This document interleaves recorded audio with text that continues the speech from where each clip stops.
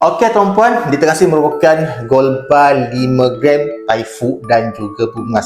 Hari ni nilai sekitar RM2,000 tuan-puan. Jadi boleh tak emas ni sebagai dana kecemasan? Sangat boleh tuan-puan. Kenapa? Jika tuan-puan ada gold bar 5 gram ni, bermaksud tuan dan puan ada sekitar 2,000 datangan, insya-Allah boleh membantu ketika dalam kesusahan ataupun memerlukan dari masa ke semasa. Jadi boleh tak emas ni sebagai dana kecemasan?